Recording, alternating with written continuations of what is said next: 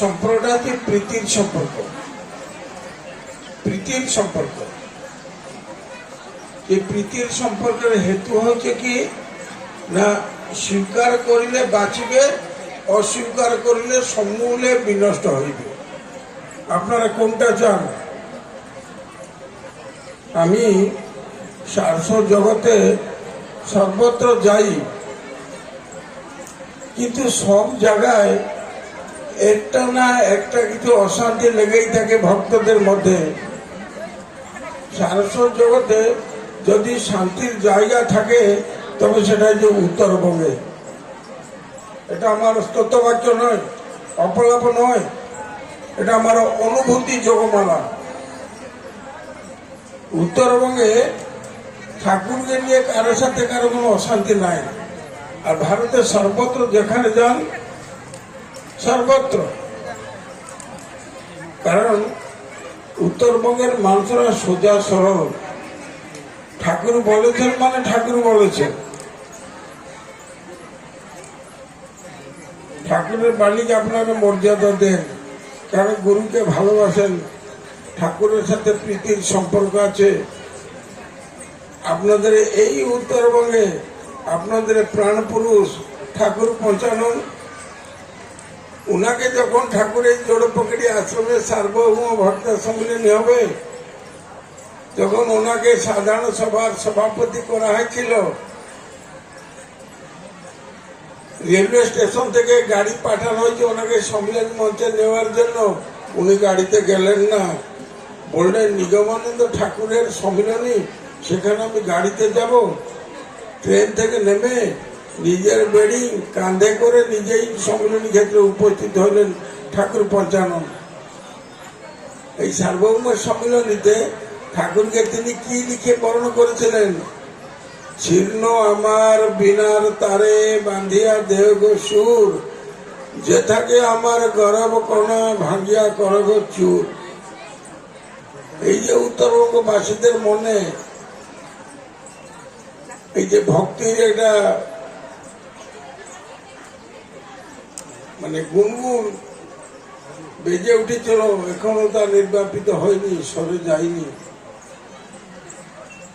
উত্তরবঙ্গের মানুষ ঠাকুরকে খুব সহজ ও সরল ভাবে ভালোবাসে। যদি একটা বাচ্চার মুখে নিম টেকা দেওয়া যায়, সে হাতটাকে ঠেলবে। যদি মধু লাগানো যায়, যে হাতটাকে মুখের দিকে টানবে। উত্তরবঙ্গবাসীরা হচ্ছে ঠাকুরের ওই রকম, কারণ তারা তো বেদ বেদান্ত উপনিষদ গীতা চণ্ডী ভাগবত প্রস্তানত্রয় চর্চা করে না।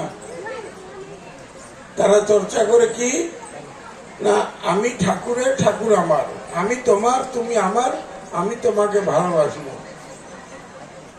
গান গায়, আমি তো তোমারে চাইনি জীবনে, তুমি অভাগারে চেয়েছ, আমি না ডাকিতে হৃদয় মাঝারে নিজে এসে দেখা দিয়েছ। তিনি বলছেন ও পথে যেও না, ফিরে এসো বলে, কানে কানে কত কয়েছ, তবু চলে গেছি ফেরাই আনিতে, পাছে পাছে ছুটে গিয়েছ। এই তো প্রীতির সম্পর্ক, এই তো প্রীতির নিবিড় বন্ধন। বেদ বেদান্ত দিয়ে মানুষকে আপন করা যায় না, যত আপন করা যায় প্রীতি দিয়ে, প্রেম দিয়ে, ভালোবাসা দিয়ে। বেদ বেদান্ত হচ্ছে বড় লোকের ধর্ম। হ্যাঁ, শঙ্করাচার্যের মতটা বড় লোকের ধর্ম। আমি বেদান্তবিদ, আমি জ্ঞানের চূড়ান্তে, আমি যা বলবো সবাই আমার কথা পালন করিবে, কারণ আমি সম্মানের চক্রবর্তী। বিকাশ চক্রবর্তী নয়, তার কথা আমি বলছি না, সম্মানের চক্রবর্তী। কিন্তু উত্তরবঙ্গবাসীরা কি বলে, যেই কৃষ্ণ মথুরা গেলে তার পদধৌত করে সবাই জলপান করে না, সেই কৃষ্ণ যখন বৃন্দাবনে আসে তার সখারা কি বলে, আবার চল ভাঁড়ি জীবন, কান্দে উঠল, পেয়ারা আধা খেয়ে তার মুখে দিয়ে দিল। নন্দরাজা খালি পায়ে যাইতেছে, হ্যাঁ, কৃষ্ণ কি করছে, পাদুকা নিয়ে তার পিছন ধরে, বাবা তুমি খালি পায়ে যাও না, কাঁটা ঢুকবে। এই হচ্ছে উত্তরবঙ্গবাসীর কর্তব্য। মথুরাবাসীর কর্তব্য দৈনিক কৃষ্ণের চরণ ধুইবে, চরণামৃত পান করবে, কারণ কৃষ্ণ তাদের প্রভু, কর্তা, হর্তা, ভর্তা সবকিছু। কিন্তু উত্তরবঙ্গবাসীর প্রীতির সম্পর্ক আমি তোমার, তুমি আমার। আচ্ছা যান, অত কথা তো বললাম, আমাদের একটু ভালো করে ভোগ তো শীতল টিতল খাওয়াই দিবেন না? খাইবেন না?